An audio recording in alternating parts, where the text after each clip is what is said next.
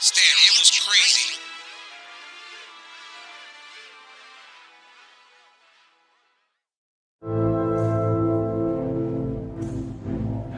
When the great library burned, the first 10,000 years of stories were reduced to ash. But those stories never really perished. They became a new story. The story of the fire itself.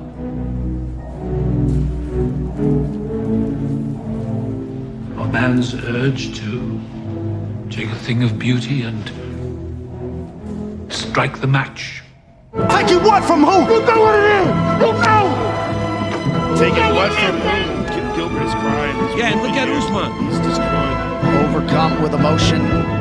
Bided his time. Did Gilbert Burns waited 6 years to get himself into a championship setting in the UFC and started strong tonight, but it did not go his way. And Gilbert Burns is going through it. You know, I can speak to the emotion of this moment. You know, whenever you work so hard for something and think that you have the stuff. He's out. Jon Jones has done it! Jon Jones is back, and he is the new UFC light heavyweight champion.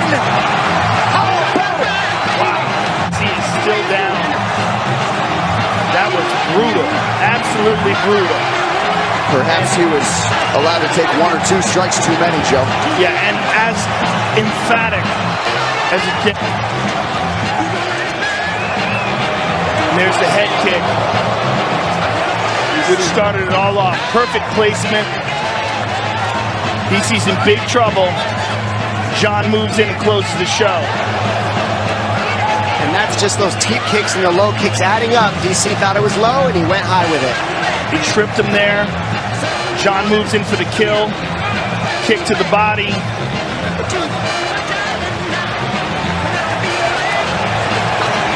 And drops some horrible elbows on him. And DC's just way too hurt here to do anything about it. And he's eating some big bombs. Big Jon gives him every chance in the world. That's a wrap. When a window opened, he barged right through it. That was the approach of a pound-for-pound best. Yeah, that's what that approach was. And Jon Jones fought a smart fight, did everything tactically. Greg Jackson gave him great advice, stay consistent. And over the course, it will add up, and that's what caused the demise of the fight. Not sure what Cormier's issue is right now. I think DC just wants to shake his hand. I think he's kind of out of it right now. I think he wants to just say something to Jones. I don't think he's trying to cause a problem right now. They're just trying to keep everything cool in there. Dana White wisely gets in the middle there. Cormier frustrated with something. All right, with that, the official decision is brought to you by Metro PCS, who brings you closer than ever to the UFC on a fast nationwide 4G LTE network. Here is Bruce Buffer. Ladies and gentlemen, referee Big John McCarthy has called a stop to this contest at 3 minutes, 1 second of the third round, declaring the winner by knockout. And now, and again, the new. It's over, Jon. It's over. You came back. It is over. Yeah, you know what, Joe? I want to take this time to thank Daniel Cormier for being my biggest rival and motivator.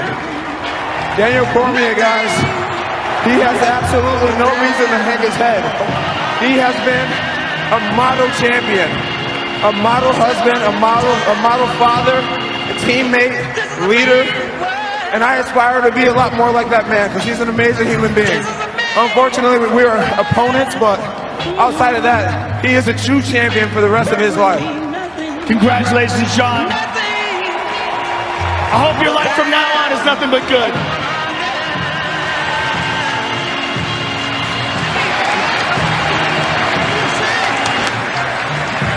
There's something about rivalries that brings the great out of all of us, and to show that kind of respect and to be that respectful, Jon Jones, it shows the maturity of himself through the ups and downs of his career. And Daniel Cormier is not done either. Don't think, ladies and gentlemen, that just because he's hurt right now, he's done. He is not out of this. An incredible performance. I'm here with Daniel Cormier. Daniel, give us your thoughts right now. I don't know, man. I thought the fight was going well. I don't even know what happened. I think I kicked in the head.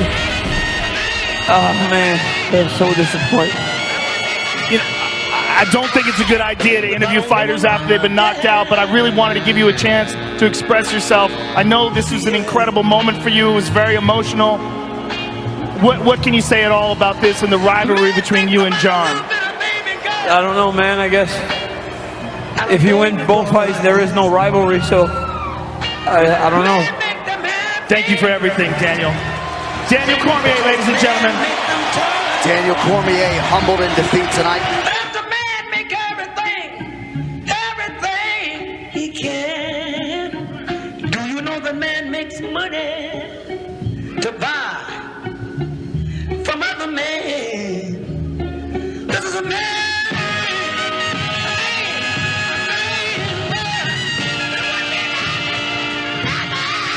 Without a woman or a girl.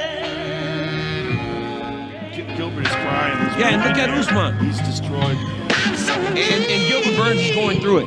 You know, I can speak to the emotion of this moment. You know, whenever you work so hard for something and think that you have the stuff, and it just doesn't work out.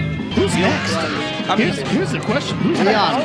Leon Edwards, I mean... Yeah, but Leon Edwards hasn't had a fight in a long time. He was supposed to fight. It keeps getting rescheduled. Hopefully he can get a fight coming up because Usman needs someone new. Yeah. And look, man, what a monster. Incredible. Let's look at this again. the champ stays the champ. Gilbert wanted to be the champion, and now he knows. Now he knows. There's levels to this game. And, man, Kamaru's level is higher than we even thought of before. He's a smart guy. And he is.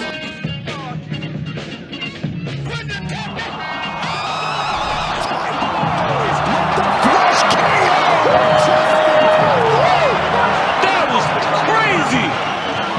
Holy smokes, he put him to sleep. And Justin Top is still down. That was a massive right hand by De Castro, put him out. And how respectful are these fans, by the way, acknowledging the Cape Verdean Yorgan De Castro. Let's get to the fight replay, brought to you by Namarot, bold character since 1872. Look at Tampa, he tried to square up right there, switches his stance to try to land a big shot and walk right into that overhand right. Big walk-off knockout by De Castro. Boom, right on the chin, and you cannot take a strike like that from a guy that is that big. They both threw. De Castro was just a little bit straighter with his strike and put Tafa out. I mean, toes curled, arms straight, he's sleeping. That's 2 times in a row that De Castro's come in as a dog and put on phenomenal performances.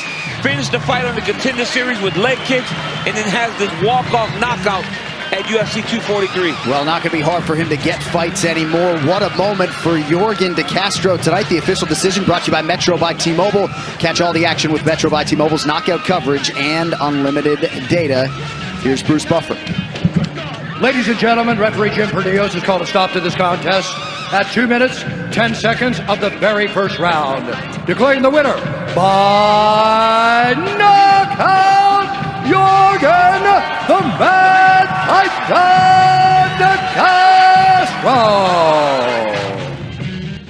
I don't need these fighters to give me an explanation, especially if they're still wiping the sleep out of their eyes. I can do without post-fight interviews and post-fight press conferences.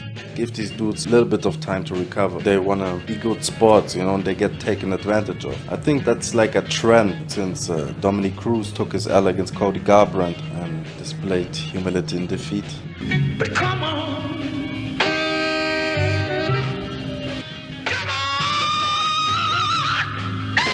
Dominic, obviously a tough night for you tonight. What was tough about it? Walking away with the loss, of course. Loss is part of life. If you don't have loss, you don't grow. This isn't tough, this is life. What did you think about your performance tonight? Some people said maybe you weren't quite at 100% tonight. They're wrong. I was there. That was 100% me. I was healthy. I was everything I've always been in my eyes. I got caught in a couple transitions, and that's how it goes in this game. You're swinging 4-ounce gloves. You get caught sometimes. What else can you really say about that? I got to go back and watch the fight, obviously. After feeling it, after getting through it, After seeing the look in his eyes a couple times when I punched him, when I kicked him, when I fought him, I'm not disappointed in myself at all. All I can say is I lost, and I'll take my loss like a man. I've been fighting the best guys in the world for the past 10 years, top 2 in the world. I've been on the pound-for-pound list for a long time. Even when I was hurt with triple ACL reconstructive surgeries, there was a target on my back. I had to come back and fight through it. This was no different. This was just another fight that I had to challenge myself. I knew that he was going to be good. I said that leading into it. He knew I was going to be good. And that's what it is when you're champion. Somebody else has the target on their back now. I get to chase the target for once. That's how it goes. It's okay, you know. We've seen the best in the world lose it, and we've seen the best in the world gain it back. I've seen Michael Bisping lose countless times, and look at him. He's got the title right now. Whoever thought Michael Bisping would have the title, and he's got it. There's one example. Daniel Cormier lost the title. He's somebody I very much look up to. He's an Olympian. He's a savage. He came back and won the title. This happens, but we're all competitors here, and it's a game of inches. He beat me by a couple inches tonight, and that's okay. I don't know that these interviews are really in the fighter's best interest, especially if they've been forcibly snoring. When you're doing interviews at the end of fights, did you ever feel threatened somehow? No. Like, at least once. No. One thing that I hope the fighters realize is that what I'm trying to do is only get them to express themselves. I want them to shine. I really genuinely want them. They won this big fight. I want them to express themselves. I want them to maybe maximize their marketing, their marketability, and just like tell the world how they feel. Like, that's an incredibly unusual experience to win a big fight in the cage on pay-per-view in front of millions of people. My goal is only to try to get them to communicate better and to let them know that I'm there to support them. That's all I'm ever trying to do. Perfect. Alistair Overeem still out. They're trying to get him up to a stool. He tried to get onto his feet and fell back down. Overeem early. Boom. Knocks Stipe back, and he swarmed. But Miocic, the aggressor, uppercut, patient, chasing down Overeem, and you want to talk about vicious ground and pound, hammer fist, postured up, pinpoint accuracy, title defense complete. They're celebrating here in Cleveland.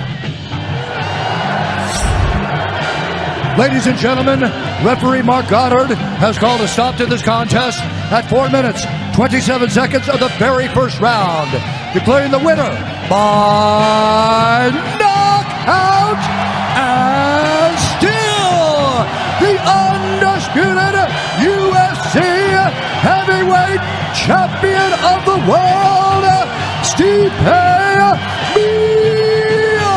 Miocic.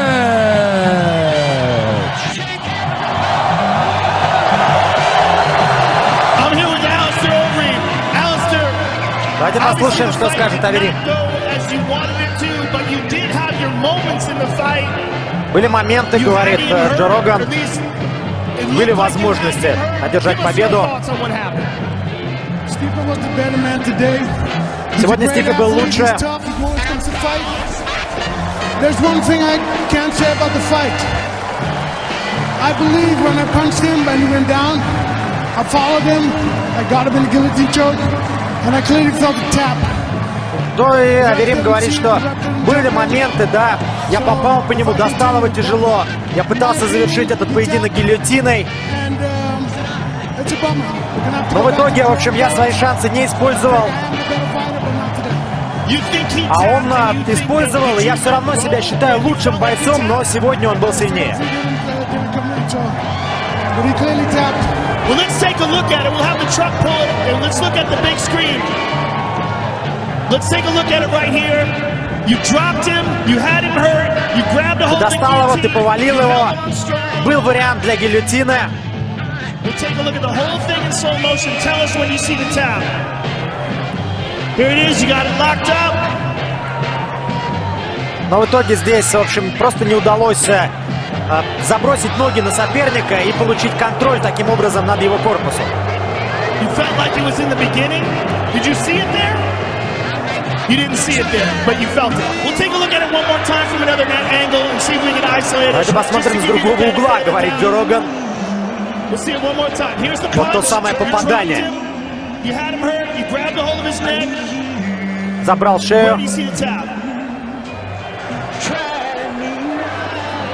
That looks like he's trying to find his way through your arms.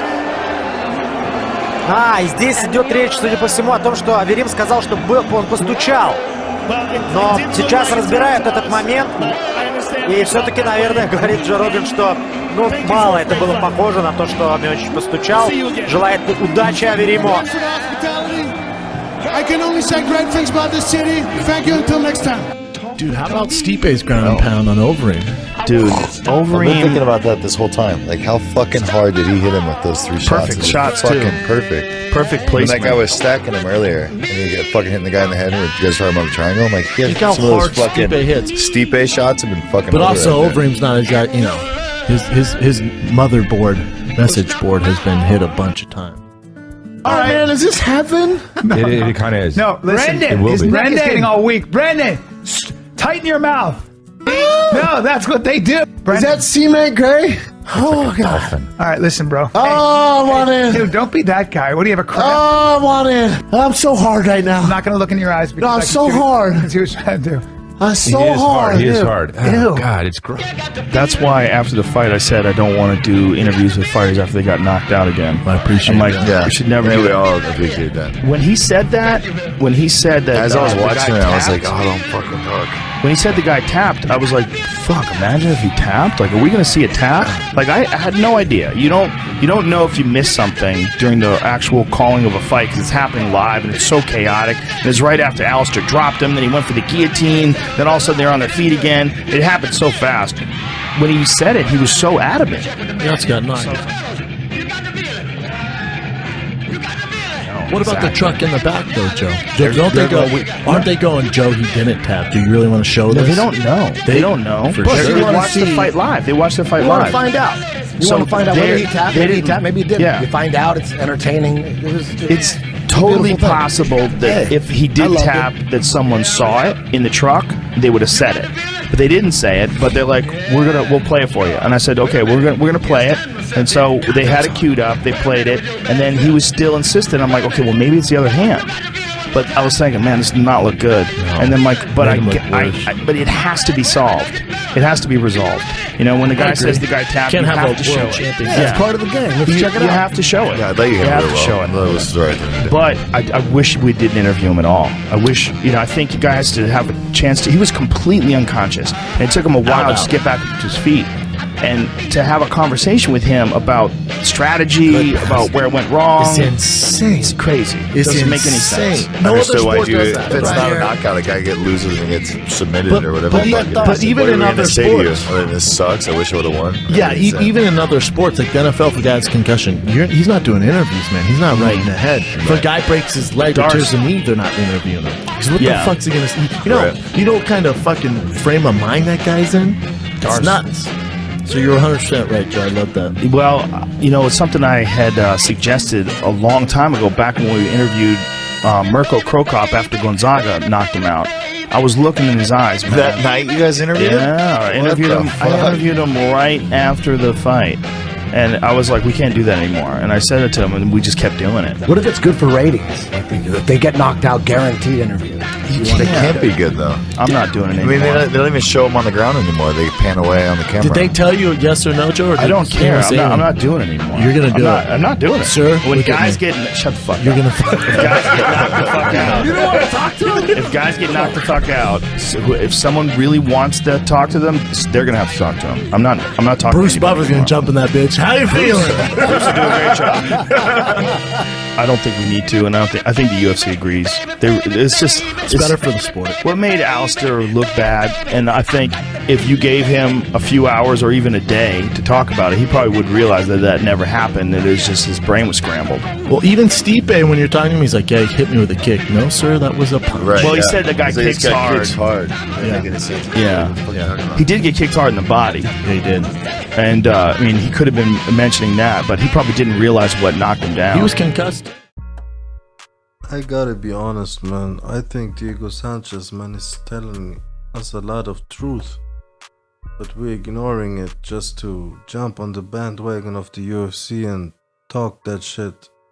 You know, Joshua Fabia might be not the most sympathetic dude, but he's kinda the scapegoat. Easy to shit on the guy that everybody's shitting on, instead of listening to Diego, although eccentric. He's still making sense, the guy. When he's not getting cue cards being held up to him, you know, he seems more realistic. You know, when we're not being able to match up words that seemed rehearsed between him and the cult leader. Now I'm watching this little interview on some UFC podcast on Sirius, and you would think they also are UFC shills, and somehow there's some reasoning for giving Diego this platform, you know what I mean? I don't hear Anthony Smith talking a lot in this. The host seems to be going a little bit against Diego's side of the narrative. The spinning of the narrative, that's actually one of those phrases that we can detect in both Joshua Fabia and Diego's speech pattern. Like these little things, man, I think when we want to discredit this guy, we're getting overly focused on that type of stuff, and Diego like fiddling around with his fingers, you know, reenacting a puppet master and stuff like that, you know, the out there stuff. We're getting confused by that, you know what I mean? Because there is a very big propaganda machine behind the UFC. Like every fucking press conference, John Morgan gets the first question. To you it might be crazy talk. I think he's making a lot of sense, man, and I think there's a lot of company men going against Diego and his dude. Why are fans actually rooting for Dana White, you know? Why does the boss man have fucking fans? Fans, you go girling Megan Hill. Or is it Angela Olivi? Why is this happening? Like, people are talking about how Paul Felder went from Disney to ESPN to Philadelphia in a second and all that. That's coming from Dean Thomas, who's what? The best friend who has a job to protect. He's cool with Matt Serra. He has a fucking show with Matt Serra and Dana White. All these people are fucking affiliates, man. They are being paid, you know? Big John McCarthy and fucking Josh Thompson, man, talking that shit too. Everybody's trying to protect Diego from this little fella.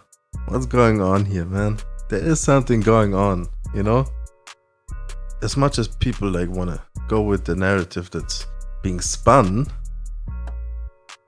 they're like romantically involved, right?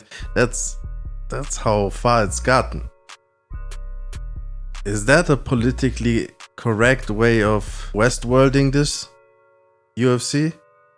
Are you cool with the fan base discriminating here? I don't know. What's the issue if they have a relationship? You know what I mean? Fucking Bisping, man.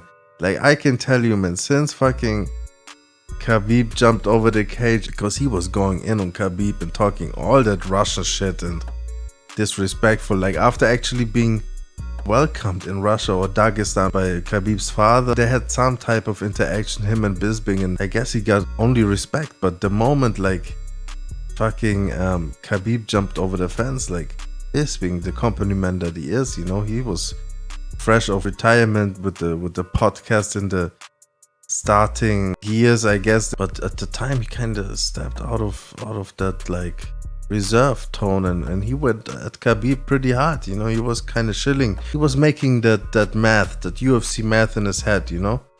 How would it benefit me or what would benefit the UFC, and he was going in on Khabib. He was actually on the broadcast talking that crazy shit, you know what I mean? Kind of protecting Conor there.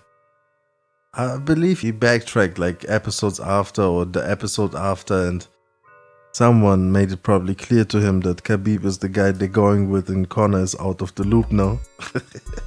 Like, we're not going to protect the loser, not more than the champ. Although Khabib then took his fine and everything. But Bisping has been backpedaling and kissing ass and rubbing shoulders. He has been given a lot of opportunities. Let's not forget, fucking Bisping is the guy that pretty much held the middleweight title hostage, man. In a time where guys like Yoel Romero and Robert Whittaker were out there, and he was like basically trying to get the fight with GSP. Retired GSP, by the way, and snuck defenses against Dan Henderson in there, you know? Just got a shot, man. He wasn't even a top 10, I believe. And like, Bisping has been getting breaks. Like, he wasn't even supposed to be there and win the title, you know what I mean? It was just a late replacement, flukish type of thing, you know? And he got that win over Rockhold, man, who's been declining ever since, you know? So Michael Bisping, man, he can wish upon a lucky star, man, that he got as far in the company as he got, man. You know what I mean?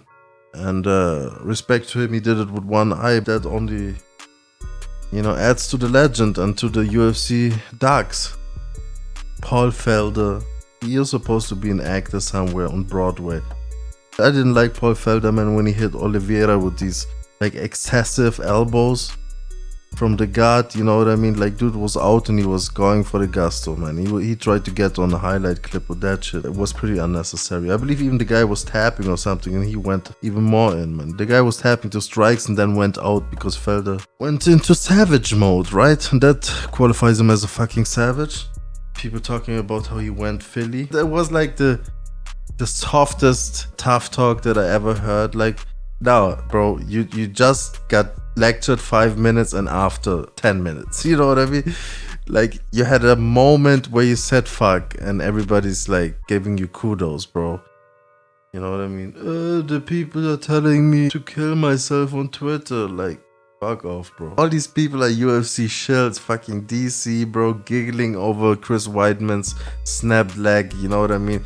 Like, he's constantly in fucking I'm friends with Joe Rogan mode, you know? Can't help himself, man. I understand why people were booing this motherfucker, and he was confused about it. This guy's doing coke and he's sandblasting hookers. How are you booing me? Wrestling fan. His whole persona is fake as fuck. Always has been, you know? Like jolly old giant, man. Fuck off. Like, everybody's trying to go viral, bro. Everybody's trying to go viral. Diego is blubbering and puckering his lips, he's spitting everywhere. Shut up, man. You know you're going overboard now. It's one thing to fucking accentuate Diego's weirdness, and it's another thing to fucking go into roast session. Been a week in retirement and you've become a fucking UFC shilling, you know, no backbone, man. Like, you're a fighter and I'm the fucking fan. Like, why do I have like some moral thing where I feel like you're making fun of fucking Chris Weidman's leg right now? You know what I mean? Why are you giggling? Like, why do we need the panel reaction to a knockout? It's all because of fucking Joe Rogan acting out in front of the camera. Like, he's a fucking Mike Hawk, a attention whore. Fucking interviews John Jones after knocking out DC. Like, when he comes in, it's over, John. Like, what are you? What is over? You know what I mean? Even John Jones like, yeah, it's over. DC, I wanna address DC right now. You're a better man than me. Like, what is over, Joe? You know what I mean? And then even after, what does he say? I hope everything is gonna be good in your life from now on. Like, shut the fuck up, Joe. You're not his fucking mental health counselor. Like, go on with yourself, with your dramatic ass self, man. When he reacts to Nate Diaz, like, it's all about him sharing the spotlight with the fighter. He thinks the fighter sharing the moment with him makes like the moment more special to the fighter or something. Here, get yourself your Joe Rogan moment, you know? What happened to your shorts, bro? You took off your shorts, bro. My balls were hot. I'm a meme. I understand. We're a meme. Like, everybody becomes a ridiculous version of themselves, it seems like. You know what I mean? Just be natural, man. What happened to being natural, man? Everything has become like Joe Rogan all day, all night. You know what I mean? It goes all in the vein of where you at, motherfucker. Like after someone said where you at, you know? Like after the first time, it's not cool anymore, man. And I want to be on your fucking podcast, Joe. Like Joe Rogan, celebrity, it's distracting at this point. And I feel like the company likes that, you know, that Joe Rogan is a bigger star than every fighter. That's keeping these fighters in check, bro. Donald Cowboy Cerrone getting fighting advice by Joe Rogan on his podcast. Like Joe Rogan fucking announcing, I'm gonna have Cowboy Cerrone on the podcast next week and I'm gonna convince him to fight at 170. Like, that has been said, okay? That has been said by old Joseph. Putting all these things in Ronda Rousey's head, crying over fighters. Like, all this TV shit, bro. Joe Rogan is an actor, people. He's a narcissist posing as an empath. It's as dangerous to your career as it's maybe helpful to go on the Joe Rogan experience. I don't think Leon Edwards knew what he was in for. Somebody told Joe Rogan, make fucking Leon Edwards rematch Belal Muhammad. Things are going on, people. Things are going on. Like fighters that should have good insight, you know, they're trying to be too much of comedians, too much of, like, DC is trying to be Charles Barkley. I don't know if you noticed the Charles Barkley of the MMA community, like the dad of the community. Like, fuck off, bro. Everything that's forced upon me, man, I will reject, man. Listen to fucking Diego, man. Diego has things to say. Right, and his job is to say what he sees, and he could be wrong, and you can disagree, but it's his job to say what he sees. Same with Trevor Whitman. It's his job. You should say what you see and not try to be a comedian like Joe Rogan. Yep. And see, that's where Daniel Cormier got confused. The one who's mentoring him in being a commentator is Joe Rogan. This guy who's a comedian who likes to put a funny spin, a funny twist on everything. Let's make it funny. Or, ooh, and you say, oh, you know, come on. Like, you know what the fuck I'm talking about, man. He's talking about the panel reactions, man. That wasn't a thing. Now we have to see the panel reacting to knockouts. Why is that emphasis being put like on outside shit? You know what I mean? They're trying to take away from the fighting, man. When Joe Rogan is interviewing DC, when DC is clearly concussed and crying and all that, like, and then after it, he's acting like, oh, I was in the moment. I don't even know how I got in front of DC. It was like a dream, and all of a sudden I was in front of the guy asking him questions. Nobody forced me. Like that? You believe that shit, bro? That's crazy to me. You know what I mean? Like, I don't know, man. I don't like to be treated like a child. Like fucking DC tried to give his 2 cents when Gilbert Burns was crying after the Usman stoppage. Joe Rogan tried again. Like, he tried to put emphasis on fucking Burns crying, and oh my god, he's so emotional right now. He's crying, and instead of like just spectating, you know, that moment, DC tried to put a little bit more context to it, you know? He could relate, obviously. And Joe Rogan knew where he was going, and he tried to divert from it. Like, he actually interrupted DC from like stealing that moment from Joe. Joe actually putting emphasis on the guy crying and like making it like the announcer actually talking about the guy crying, you know? That's his moment. That's in Joe's mind, that's his moment. And DC tried to, from a fighter's perspective, he could relate, and actually he was put in the position by Joe to cry in front of the world, right? So Joe knew that. And Joe just cut that shit off. Who's he gonna fight next? Leon Edwards? Who next? Like, let's go through the contenders. While fucking DC was relating. It doesn't make me not a fan of the sport, like, because that's probably what like supporters would tell me, right? To stop watching. But nah, I like the sport. I like combat sports, man. I'm not cool with the commentary. I don't like the politics and the shenanigans that go on to steer us. You know what I mean? It's not Westworld to me. You know, and there's a bunch of narratives that are being spun, man. Take the words by Joshua Fabia. I've been roasted. Joshua's been roasted. And the truth is, this guy came in from the outside industry. He didn't want nothing to do with MMA. I'm stuck in this game. I'm stuck here. This is my life now. And that gold shiny belt. Ooh, that gold shiny belt. You believe you gonna get it. You believe it. You believe it. It's sold to you so hard that you believe you're gonna get that shiny belt. You believe, oh man, no matter what, I'll do any weight class, I'll do anything. I'm destined. I'm blessed by God, and this is my destiny. And I'm not the only person. I see all these other fighters out there too. Like, it's like it's the same thing. It's a sell. You're sold on this dream. Yo, I think like this might be some ingenious fucking Fabia, right? He's so uncharismatic. Like, maybe that's a ruse, man. Maybe that's just to put the eyeballs on this issue, man. Because the Mark Hunt way didn't work out, like calling everybody a fucking cunt and just suing. Maybe just like it's at least like putting enough eyeballs and ears on whatever you have to say, like just for the cringe factor. We're just intrigued in a way, you know what I mean? The aspect of like the cultish hold that we are perceiving Fabia to have over Sanchez, the option of a romantic involvement, it's just intriguing, it has soap opera feel to it. And everybody feels like they're seeing something and Diego isn't, right? But what if this is just to put a light on this, just promotion, negative promotion, positive promotion, whatever, it is promotion. They're reaching people with this shit, you know what I mean? The Diego, the Joshua Fabia story, like that's a thing right now, documentaries have been made. Maybe that's just a way to not be ignored, when it comes to it, man. I don't know if they're trying to sue, maybe they are. And what's so bad about that? Why are people like rooting for the company, man? Why are people like fanboying Vince McMahon right now, the way people call him the boss, and like it's weird, man. The company and not WWE, WWF.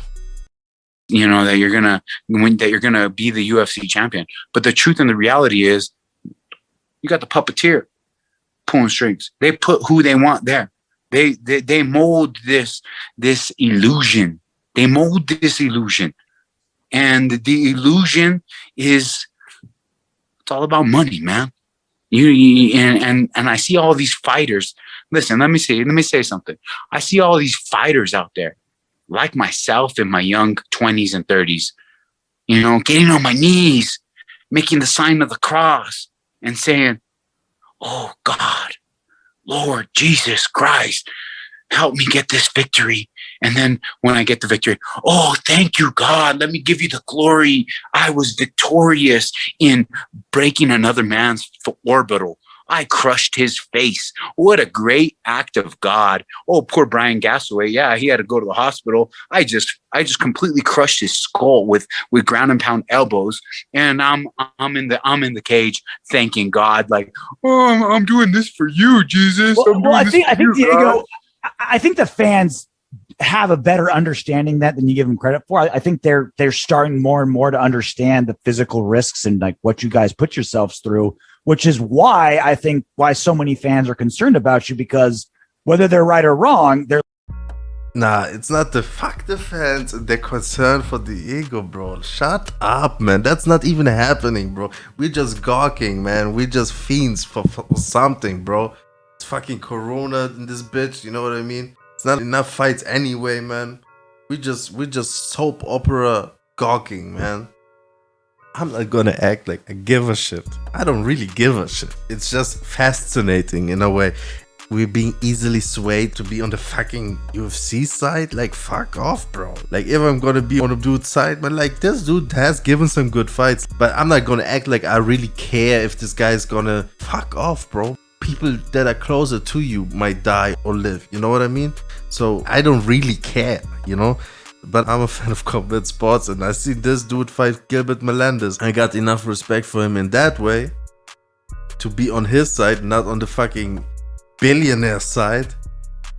Did you hear that fucking phone call with Joshua Fabia and this other dude, like Hunter or whatever? And he's a big wig there in the UFC. Like, he sounds like a fucking debating team nerd. Not even. Like, he seems like a dude that is all on Instagram. Like, I don't even have a Twitter, you know what I mean? And he's like 36, but still like feeling like 26. Like, fuck off, man. Too much power, too young. Like, if I have a doctor that's like a couple of years older than me, man, I have a hard time respecting the motherfucker. And he might be a Finnish doctor. Anyway, man, hey, I kind of am over this right now.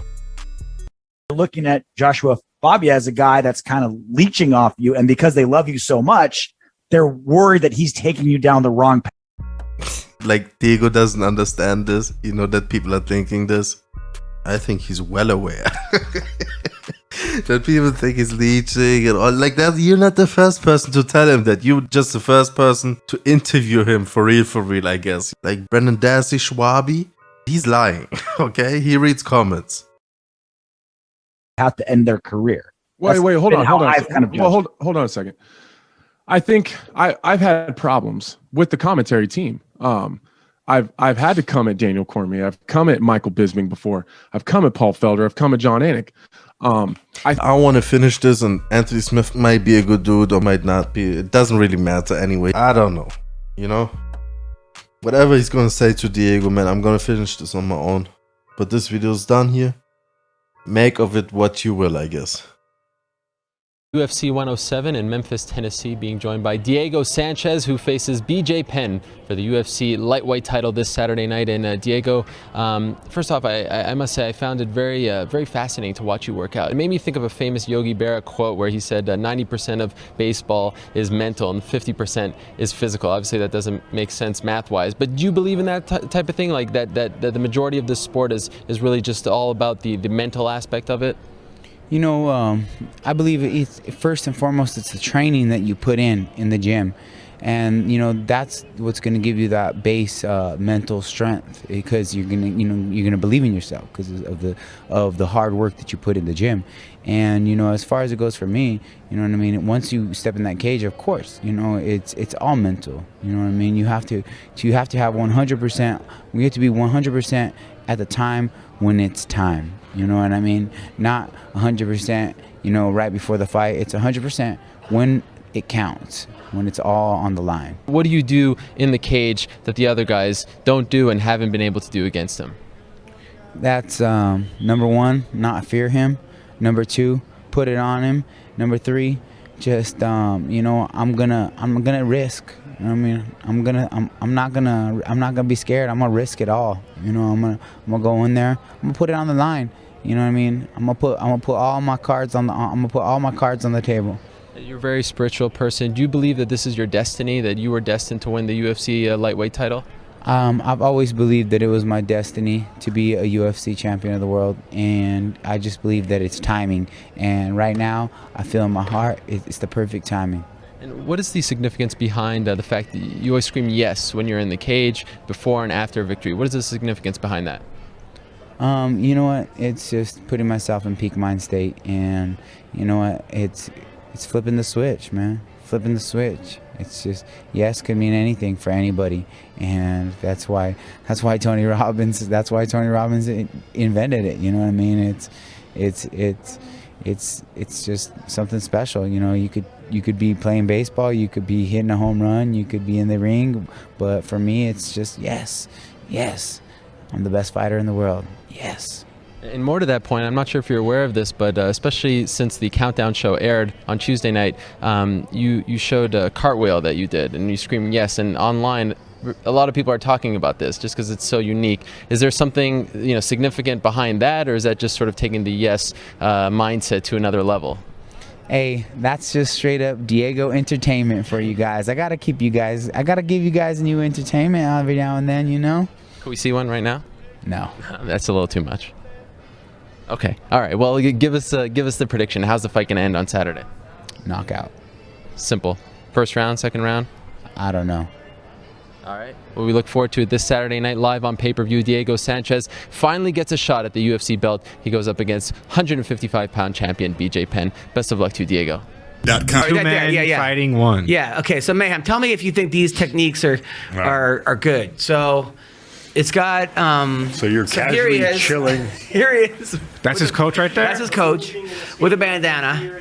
and 2 guys are going to come. First of all, let me just go ahead and say his uniform is fantastic. Yeah. Guys. And the audio. Here are these 2 guys, and they come. Now, does that work? You just club the one guy, and okay, so he comes, and you throw punches, right? So the guy's just gonna stand there while you do that. Do we have any audio on this? I can hear you. Your headphones aren't on. Always find a home. So in the moment where they feel like they're about to touch you or something like this, you change the whole game. All right. So you have all. Is that Dane Cook? No. Now you have to Pauly Shore. combine the being grabbed, moving, and a little bit of hitting. We have to go back to the throat, the groin, the eyes for yo-yo effects. The hits. Mayhem, are you stomach, taking it in, bud? Okay. Why? Because in the throat, stomach, and back, they're hidden. When we go to throw like a punch to the chest, you can see this very good. But I mean, just solid technique. It's the same thing for the. So. Okay. So, the person, it's actually going to be 2 people. Okay, so 2 people are coming to attack you. In the beginning, go stand over here. You know, you guys wouldn't be together, right? So the guys are going to start to go.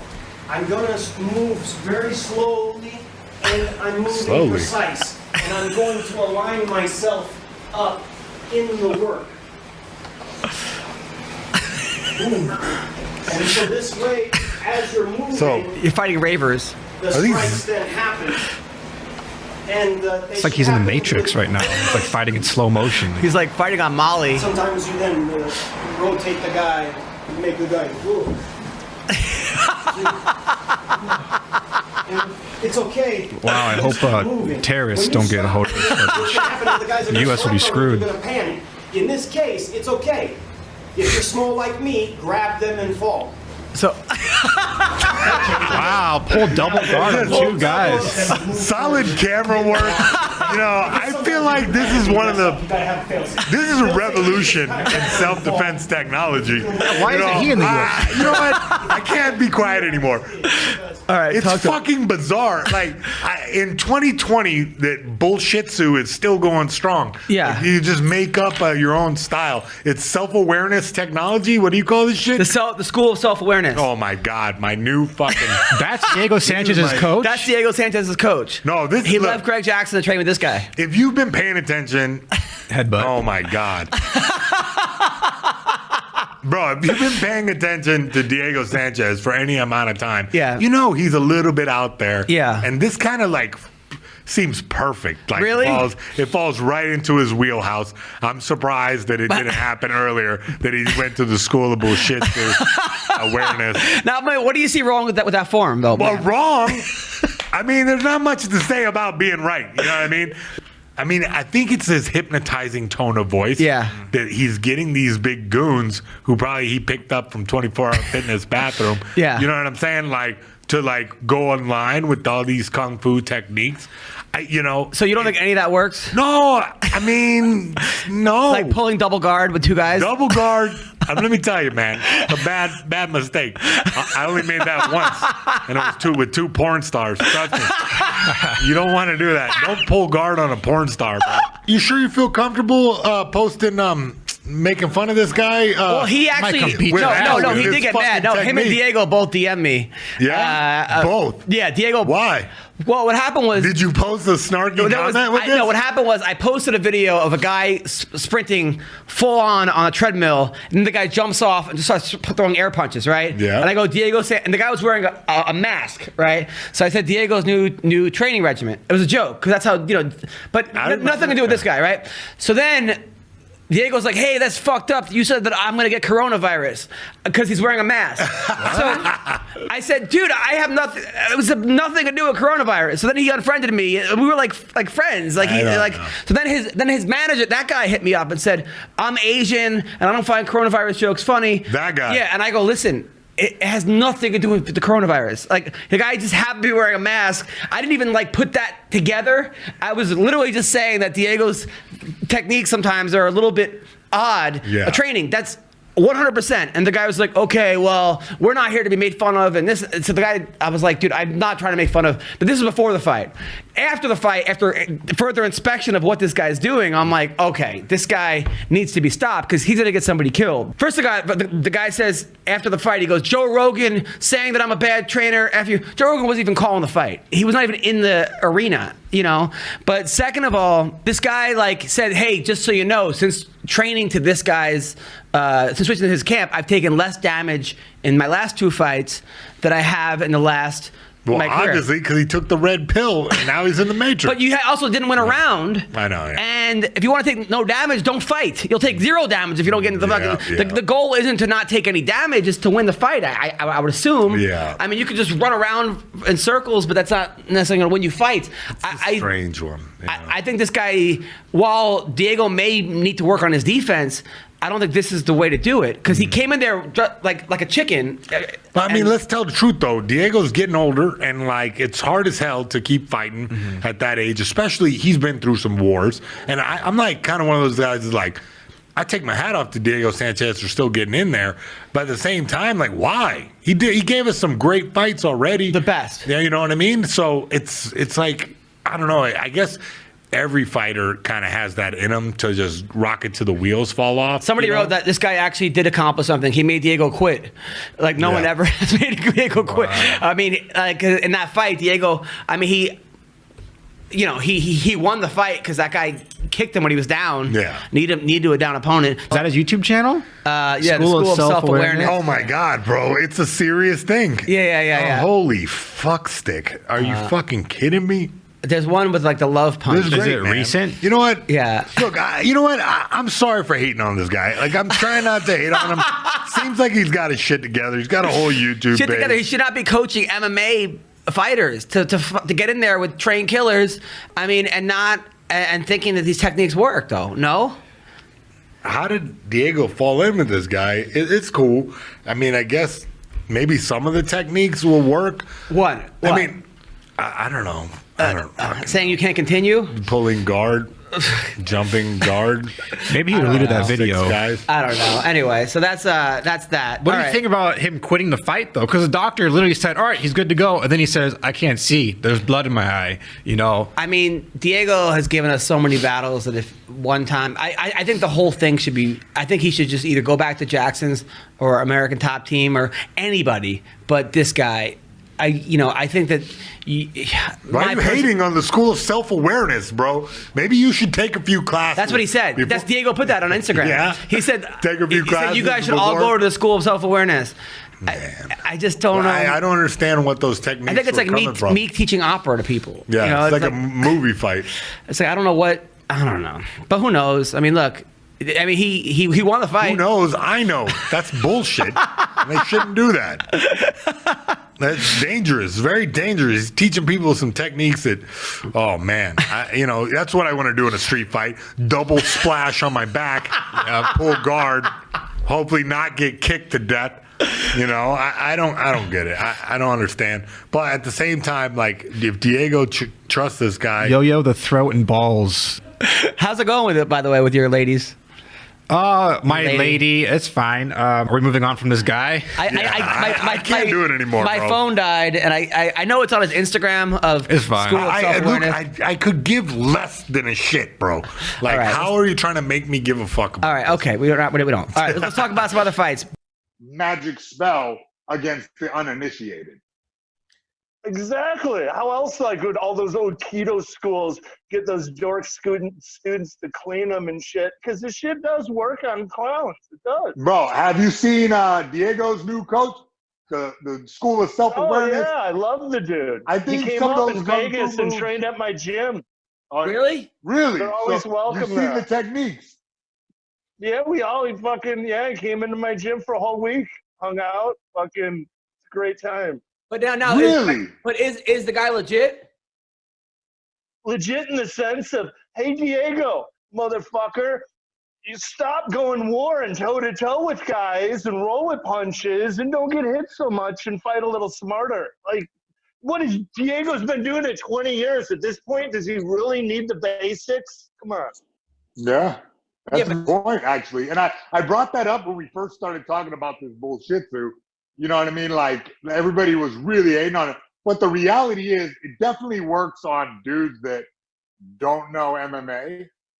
And also, it is a style to prevent getting hurt, not so much injure the guy so much. You know? The one problem I have with his whole system is soaking wet. He's weighing in at 167 pounds, fighting fucking guys at 170, cutting a shitload of weight. Diego, sweat out a few pounds and fight at 55. 45 was too much.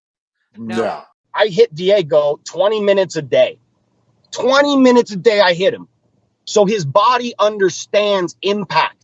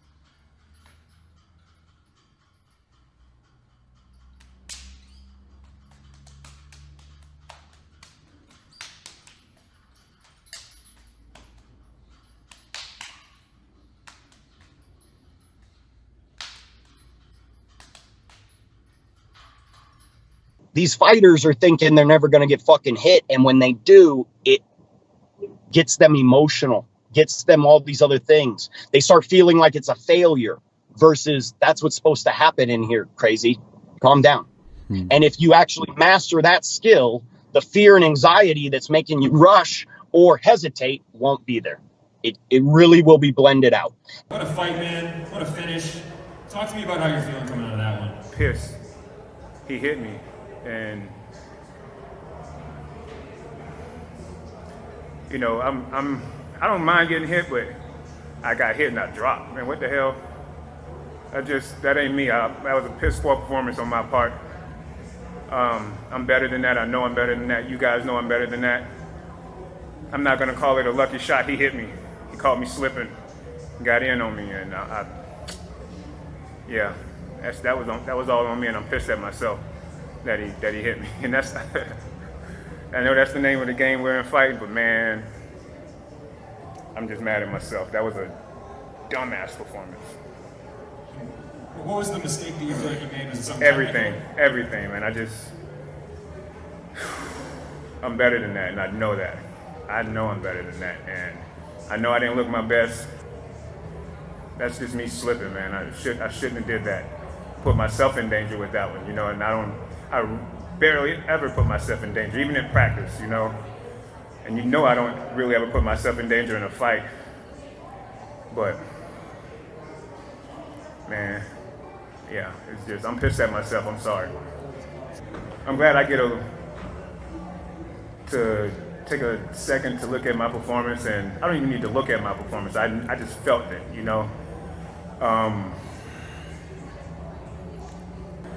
I don't really feel like talking about him much because I'm just mad at myself. Sorry, I just disappointed. And the ability to understand when to exhale and when to breathe to escape and to move in will give you enough oxygen in your brain to make a coherent decision, not a just reactive decision.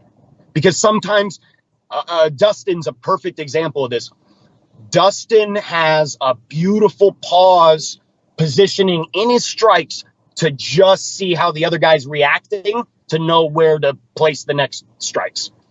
But there's a subtleness where if you're rushing a blind combination because the guy's just holding pads there and just lets you do it, you're just hoping it makes contact. You can't make those micro adjustments like Dustin's doing. You just can't. Do you know Don Turner, who worked Holyfield's corner for the Yeah, that's why I looked at him, man. Okay, I interviewed him this morning, and he gave me a whole speech why fighters should not do mitts. And you are one of the best, if not the best, mitt guy in the world. He does mitts like you can't believe.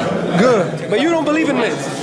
Yeah, I mean, he throwback old school fighter. They never used mitts. No. Back in the older days with Sugar Ray Robinson. Yeah, Sugar Ray. Them guys never. So I can understand where Coach coming from, man.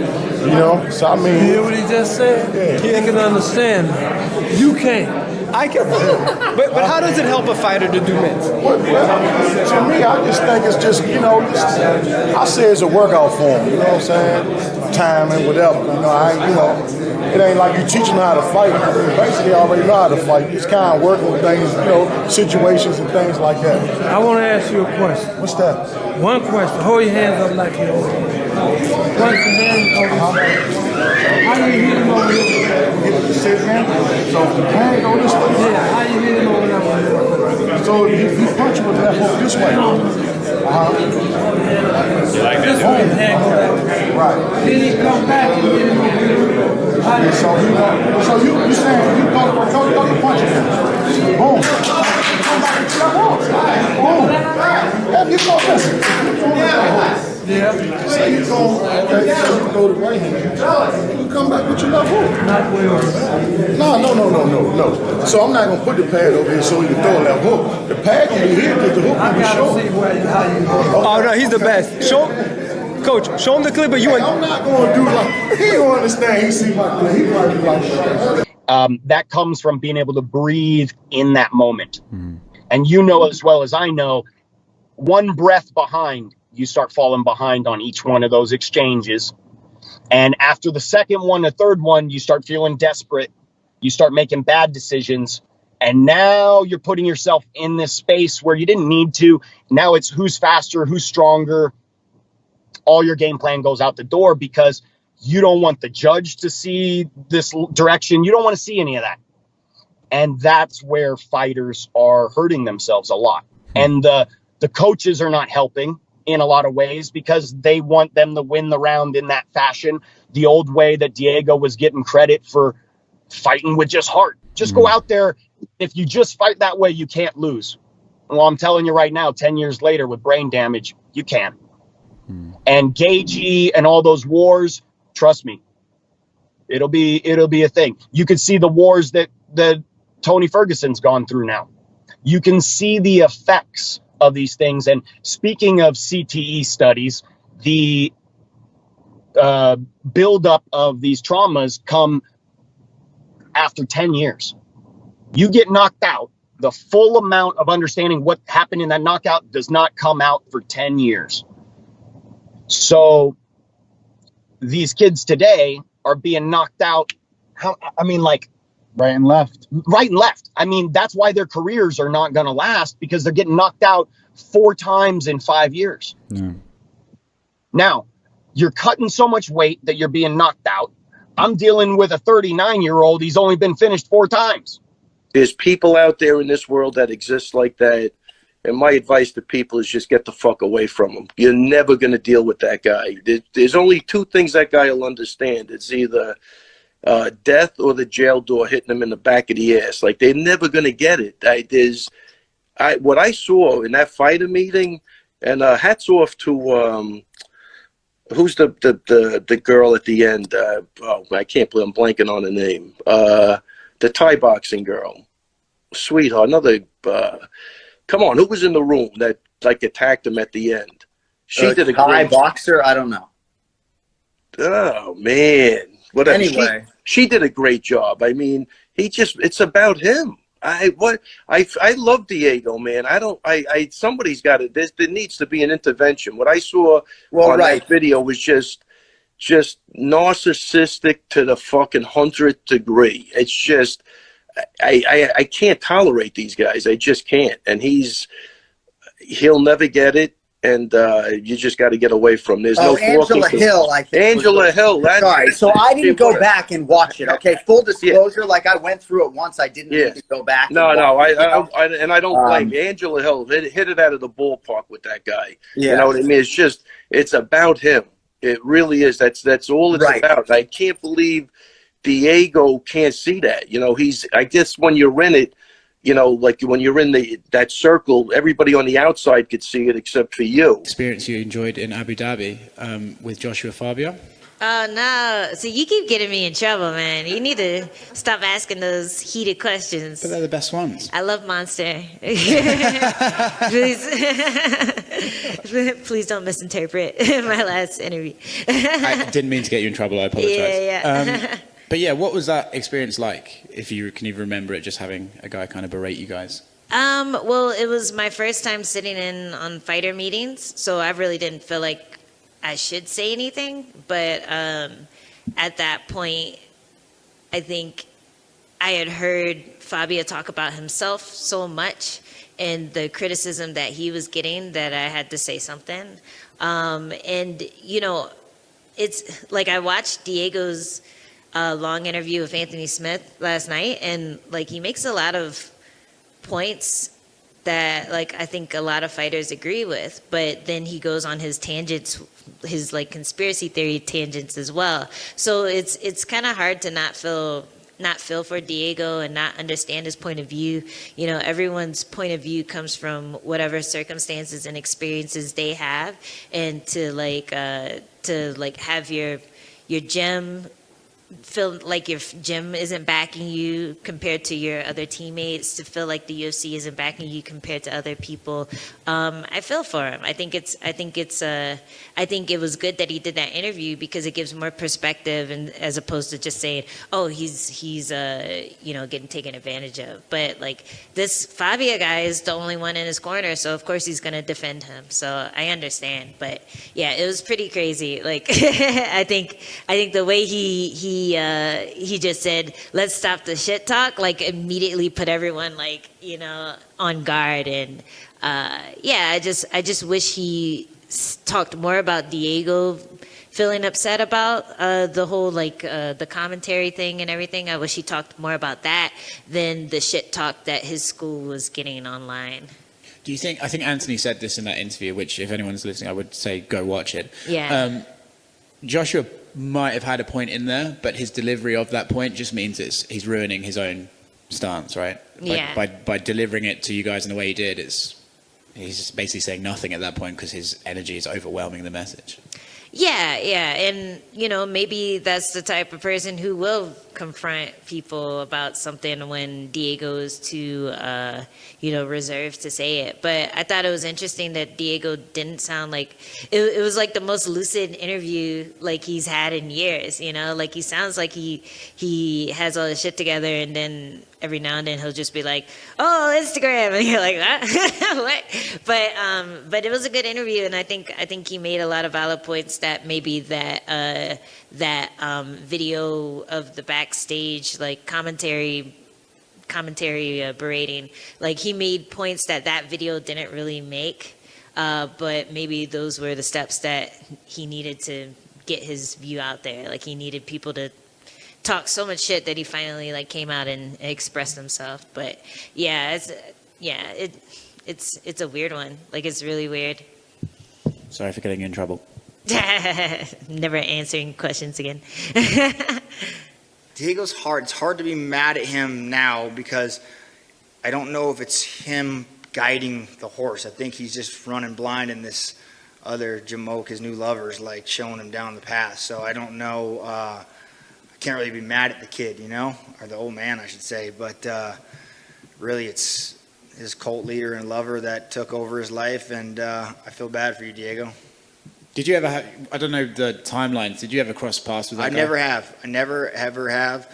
I do know the guy that whipped his ass at the bar. I used to train with the guy, and that kid was talking about his death punch and how he was going to kill the dude. And my buddy dog walked his motherfucking ass all over the bar. So the death punch did not work. It was unsuccessful. So, and this guy no longer fights, no longer trains, and just said, "Man, I'll beat your ass," and he did. So it was quite. We had the MMA community in New Mexico had a chuckle over it. Diego did an interview yesterday where he said that the first time he ever rolled with this guy, he got tapped in 40 seconds. So when you hear something like that, how does that even happen? Because Diego. Yeah, I think your idea of tapped and my idea of tapped are different. I think Diego got tapped in 40 seconds for sure. Different kind of stroke for different kind of folks, buddy. Moreno. All right. First question. How long have you been fighting? Fighting my whole fucking life, man. Hey, is that your goddamn question? How long I've been fighting for? Pretty much, put it this way. Fighting since I came out of my mama's pussy, man. I came out, I saw the doctor was touching her. She said I threw a 1-2 combo at her. At the doctor, I kicked him in the fucking balls, man. Fuck him. And then she said I pissed on him. Fuck him. So you've had a fighter mentality since I've been birth. fighting my whole life, man. I kick the shit out of goddamn anybody who fucks with me, man. No one gives a fuck about what I have to say anymore. So if I ever have the need to just give my opinion, I'll give it. But I didn't expect it to have like 20,000 views in 2 days. So as I'm laying there thinking about it, I going to sleep, I pull up my phone and I see Conor McGregor and other people talking about Diego Sanchez and his latest training. So I watched the video of Fabia punching Diego in the face, bare knuckle, kicking him, and I immediately felt sick to my stomach.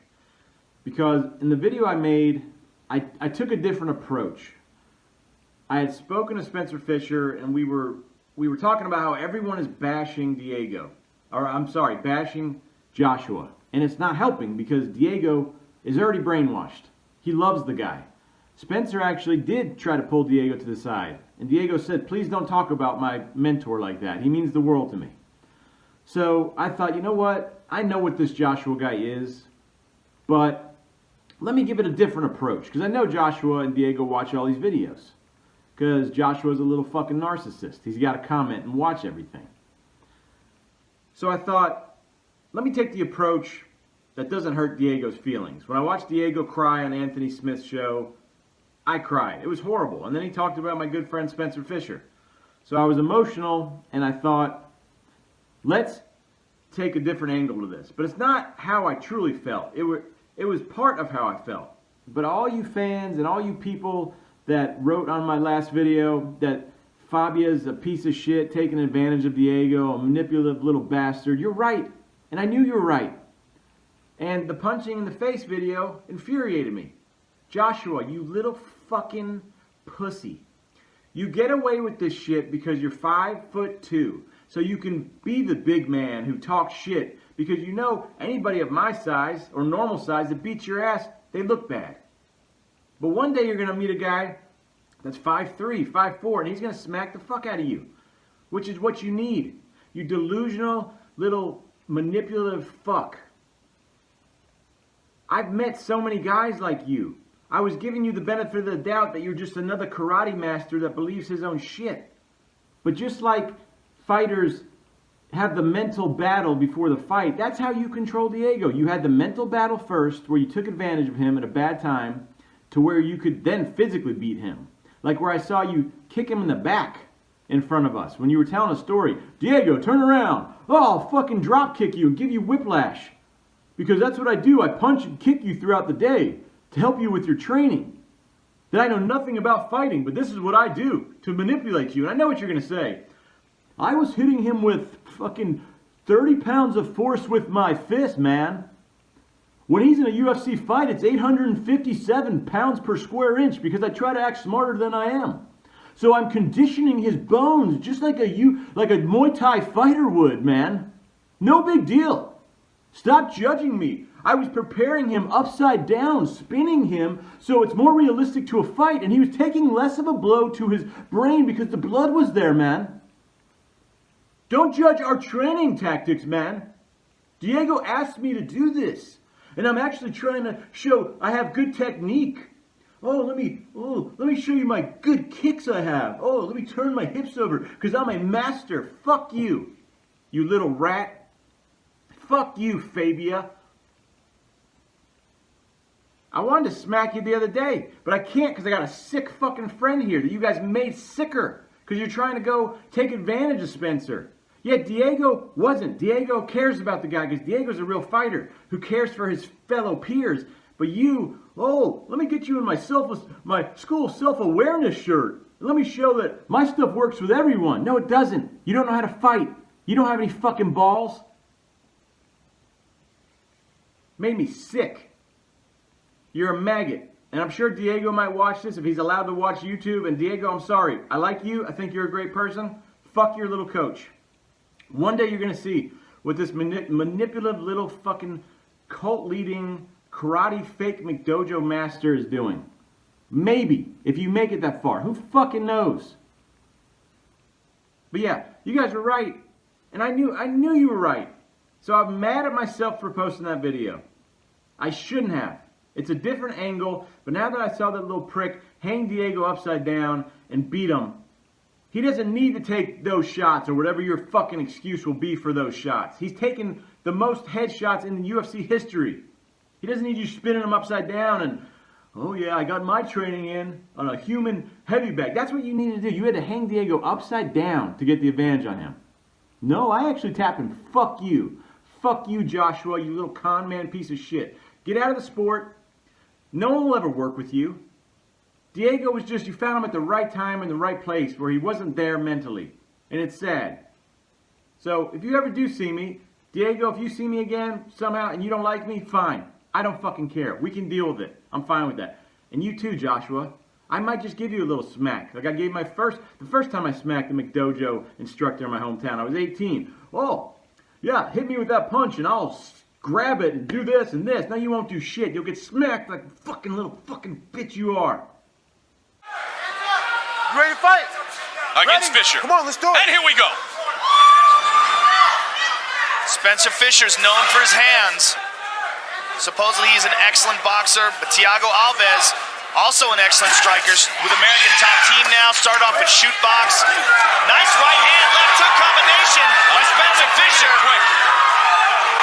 Spencer Fisher, the southpaw, loves the right hook though too. Oh, there it is. Spencer Fisher is an animal. Absolutely. Reminiscent of a Robbie Lawler or a Jens Pulver out of the Miletich camp. Good takedown by Spencer. And the one thing about the Miletich camp, as you well know, Joe, when they throw in practice, they throw. They do not hesitate at all in their striking training. Yeah, I mean, they get you prepared for the fire. That's why it's such a fantastic team. Yeah, they beat each other up. Alves going for a leg bar. Oh, looks like he's got it. Trying to finish it early. Alves on the But you know what? Spencer looks like he's got a hold of his ankle. He's got an ankle lock on Thiago. He rolled it over, and he's got a straight ankle lock on Thiago, and it looks very deep. I don't blame him to be pissed at me. I know he fucking probably is sick, because I'm fucking sick already. I didn't perform like I should have.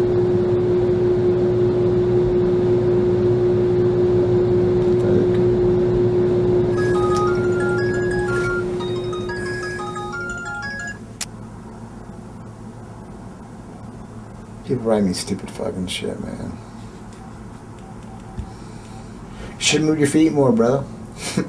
Move your feet more.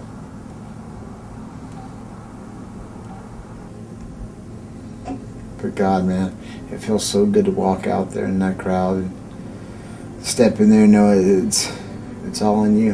You know, it's all falls on your shoulders, and you look at, I mean, you can see the immediate people surrounding the cage, and they're just as excited to see you fight as you are to be there and fight for them, you know, and that's what gets you so motivated and pumped up. And then after it's over, I mean, you can just see the look of disgust on people's faces, regardless of the reason. I mean, whether it's a bad fight because it's your fault or your opponent's fault. What advice would you give to a young man? I never even thought about that, man. I don't know, like probably just train smarter, like don't try to kill everybody, you know, like I've maybe smarter, like you guys probably all read the Spencer Fisher thing that just came out, right? And you know, that's a real thing, man. And you know, I've suffered some of those same things, you know, and I know Spencer well, you know, we trained together back in the day, and, you know, a lot of those issues are very possible, man, and I think that's probably the big thing I would put into my mind. Like, you got to think about those things. And I've been very fortunate. I don't know how I've done it, because I've had tons and tons of gym wars, and of course wars in the cage too. Immortal. What's that? Immortal. Yeah, maybe that's what it is. Maybe it's real, but yeah, I would definitely think about that a lot more. Was that Spencer Fisher article a tough read? Reading it? Yeah, because I know Spencer. You know, he's a friend, and I guess I never really talked to him about that kind of stuff, even though I knew he was kind of struggling with it. But like, I didn't realize how deep it really was. You know. Do you think fighters should talk to each other more about that? Just let each other know, like, hey man, you might have this to look forward to if you don't say that. Coaches definitely should. I mean, you know, fighters are what they are. You know, you don't want that to be in your head. Also, you know, like, it was like, I almost didn't even want to read the articles. Like, I don't want to think about that stuff, right? Like, you know, it's a risk that you're going to take. But coaches, man, that's their job. You know, and MMA doesn't have the best coaches, which is another thing. You know, I want to do whenever I'm finally done here. You know, and I want to be that better coach, the coach that I never had, a coach that a lot of guys probably will never have. And I think I'll be a better coach than I will fighter. I think I'll be far better. I think I could train lots of champions, and, you know, just come a matter of coming across the talent. Without, you don't have to name any names, but what's like the worst incident of someone being a shit coach that you've seen or had? Oh man, I had one guy. He wasn't really my coach, but he was kind of helping me with the camp. I don't even remember his name, but we were sparring. The way he would set up sparring is he would have multiple guys, you know, standing around the cage, and as soon as I would start winning against one guy, he would send the next guy in, like in the middle of the round, and I'd do like 5-6 rounds like that, you know. So it was like guaranteed, like I'm getting punched a lot, you know, against fresh guys. And it was when I fought Eric Silva, actually. So, you know, did something right. I mean, you know, I got through the fight, and, you know, maybe built some mental toughness. I don't know, but certainly is stupid. Doesn't really simulate a fight. No, it doesn't simulate a fight, and it doesn't, you know, it just simulates you getting punched in the head. That's a good one.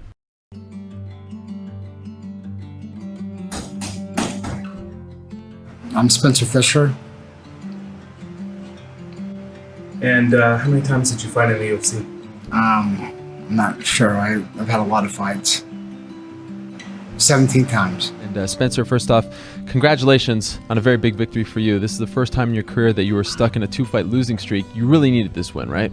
My back was against the wall for this fight, and I knew it was do or die for this situation, and I trained my butt off for this fight. And I was out there, and I knew my back was against the wall, but I had a lot of fun out there tonight. So it's back to the old Spencer Fisher. My biggest fight had to be with Sam Stout, for sure. We did it 3 times, and I took the first one on a 2 days notice, and I thought it was a close fight. And the second fight was my highlight of my career. I beat him at his own game, and he just worked out in the third time. Ironically, I was his first fight in the UFC, and I was his last, you know, or he was my last, so, in the UFC. And it takes 2 to put on a good fight, and Sam brought the best out of me. How did your career come to an end? I ended up getting going for a physical, and they found lesions in my brain, and which led to further studies, and I found that I had dementia. I appreciate it, Jay Goon. I appreciate it.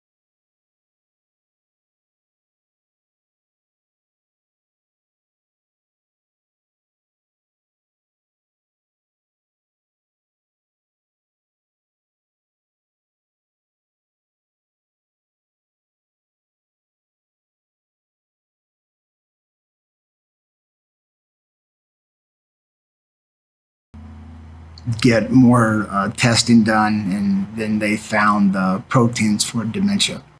Do you think that the UFC has any responsibility to help you long term? Well, I gave up on that hope years ago. I was hoping so. I always looked, when you're part of the UFC and you're doing well, you get phone calls and, you think you have a good relationship with certain people. And I kept thinking, the reason it took me so long to talk about this is because I kept telling people that they're going to help out, they're going to do something about this. They had my results of my testing, and I just thought that it would happen. And my wife told me, just don't expect that phone call or expect anything to happen, because they got a business to run, they got other fighters, and you're just a guy from the past that, you do your part and then it's over. Man, no, thank God, man. I love y'all. Look, man, if I didn't love and appreciate y'all, I wouldn't be sitting here doing this right now. That's what I told you. And this is something that I'm glad we're watching this. I feel for my friend. But like I said, this isn't just me sitting here trying to play video games and turn it into a job and, and stuff like that. And everybody just watch me play games without cussing and carrying on. This is like, you all are allowing me to do the part of my life that, I didn't know if I would ever have. And I get to sit there and share stories, and I get to talk, and I get to break fights down, and I get to be a mentor, and I get to try to help and put smiles on people's faces, and to just know that I still physically can, and some of us can't. You know what I mean? But yeah, this saved my life. No, 100%. This is therapy, man, because this saved my life. And I remember all these names, and I remember all the people in this chat, you know what I mean? But I'm always testing myself, you know what I mean? I always testing myself. It's wishful thinking to think anything was going to change. So. And why did you decide to talk about this now? Because I know now nothing's going to happen, and I'm only going to get worse. I just don't want anybody else to have to go through the same thing. And I think that if I had heard someone tell me this, I guess it would depend on who it was telling me the story. And because when you're young, you're thinking of the right now and living in the moment and the money at the time. And even though it wasn't great, I got a lot of bonuses and got sponsors at the time, and I was living happily. And then one day it always comes to an end, regardless of what sport you're in. But the injuries I took from it, I don't know. I don't know if it was worth it, And now my message is to tell people that, hey, this is a possibility. This could happen to you, and it's very real, and it's changed my life. This is my career. This is how I pay my bills, and I just knew it was a do or die, and it kept that in the back of my mind. I have a family to feed, and that was all the motivation I needed to get out there. But I don't know. I'm just one person talking, but I know for a fact there are other people out there. The symptoms maybe not as severe. Is there a way to prevent this while fighter today? I don't know. You know what I mean? But at the same token, I always knew, and that's the one thing when it comes to just fighting in general. And I always tell people, you're just one punch away from never waking up. You know what I mean? You're just one punch away from, that's it. You can be hurt really bad. And that's one of those things that, it's tough. It's tough to see it. But it's also, this is the price that you pay. You know what I mean? This is the price that I pay, but I don't have any regrets. And it's kind of like the alcoholic. You're not allowed. I look at it like this. Maybe I'm wrong. Okay. Maybe I'm wrong in what I'm about to say, and I've always looked at it. You can't be a chain smoker and then one day cry when you get lung cancer. You can't be a full-on alcoholic and everybody's warning you and telling you and telling you and telling you, and then one day you cry because you got cirrhosis of the liver like my father and you die. There's a reason why I quit chewing. I quit chewing because I made a promise to my wife. I made a promise the day I stopped fighting, I would quit chewing. I went cold turkey, flipped that can in the air and never touched it again, and quit 5 years ago. And that's when I retired, because I couldn't get chew. Australia, basically, I couldn't find chew in Australia. So, well, I guess I'm retired. And I stopped on the spot.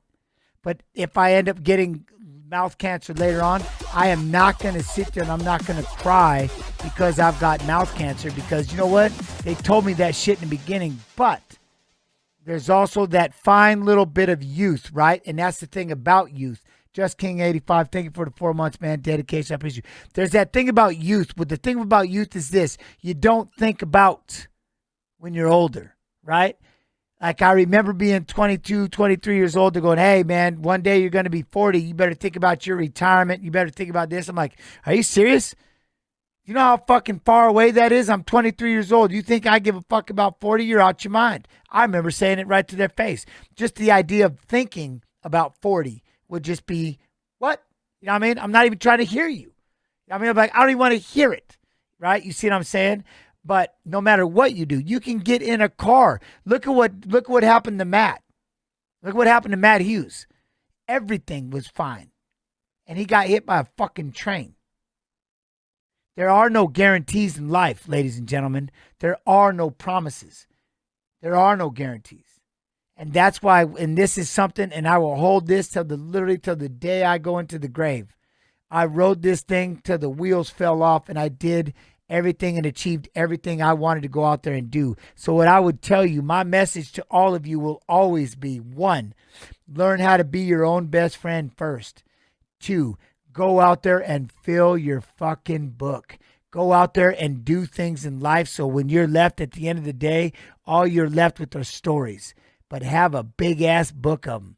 Get out there. That's why you see me sitting here bullshitting, hanging out with everybody, laughing, sharing stories, because I went out there and I filled my book. And we've got so many more books to go. And that's why I love being in here with all of you, because I don't know why it is or what it is, but I know I have a gift of gab. I love talking. I love talking with everybody. I love sitting there, you know what I mean? I love sitting here, and I love you all spending your time. That's what I'm telling you. That's why when people say this is it, look, you all give me your time. And now you're watching this, and now you'll understand a little more about this is this. Now you understand giving your time. The single greatest gift a person can give is time. We're not promised any of it. And so the fact that you all come in here and hang out with me it's mind-blowing. You have no idea. It's life-saving, because you have no idea how much it means to me to be in here to entertain all of you, because that's all I've done my whole life. And you all give me your time. I'm not taking time out of my day. I'm sitting here doing this because it's what I love to do. You all are coming in here and giving me your time. And this is something I want you to understand and register. If any one person ever gets made to feel like their time ain't worth it, fuck them. Whatever is making you feel like your time is not valuable, fuck them. I don't care what it is. Anxiety, depression, obesity, whatever it is. If it's making you feel like it ain't worth your time, gotta go. Because we aren't promised this shit. You know what I mean? We aren't promised any of this. You know what I'm saying? And that's why watching this, and that's again why sitting here talking with all of you, I'm not bullshitting when I tell you it saved my life. Because I love talking. I love being on this. You don't know how many times I've sat with Snoop Pie, a.k.a. Snoop, and said, did I sound okay? Did I stutter? Was I making sense? So the other part, besides being the pause champ, how many times have y'all heard me say, does that make sense? How many times? Because I'm so paranoid. I'm always saying, does that make sense? Because now you get it. And that's why I was so scared to read to see this story right now, but this is why. Because I'm always, does that make sense? Because I want to make sure, because in my mind it did, but maybe you know what I'm saying? But that's also why I'm the pause king, because of that. So anyways, like I said, this is going to hit hard. I don't mind crying in front of all of you because, you know what I mean, this is an important subject, and I just want you all to understand more than anything else in the world. Man, fill your book. Literally, ladies and gentlemen, get out there and fill your book. even one little step at a time. Like Snoop, I can tell you all, my man just went out there and got a row machine, and now he's writing me, telling me how it's kicking his ass, but he's having the time of his life. He's 3 days in on this whole, you know what I'm saying? So it's, I'm telling you, no matter what you do in life, fill your book, because at the end of the day, when it's all said and done, that's the bitch about time. The longer you live, the more goodbyes you're going to have to say, the more of your functioning tools you're going to lose. And hopefully, God willing, all we are left with are our stories. How many people are going to want to hear them? You know what I mean? How many people are going to want to hear them? And that's literally what drove me. That's literally what kept me out of prison, out of jail, kept me from putting that shotgun in my mouth, and made me go out there to try and go out there and be something in life. Because I wanted to prove to my father, I wanted to give this to him, like, fuck you. You know what I mean? For beating on me. I wanted my family to smile. You know what I mean? Anyways, what happened? Here's mine. But there are guys out there I know that you do have you're problems. gold. You're my best friend. Come on now. Physically. So I just hope that people realize that along with the spotlight, your 10 minutes of spotlight and fame, it does come to an end. And sometimes the problems that come with it are lifelong. You know, when all Snoop, the I can grab this part of the video and we'll go in there. Dana and everybody's gone, you know, you're stuck alone, and you just need to be aware of that.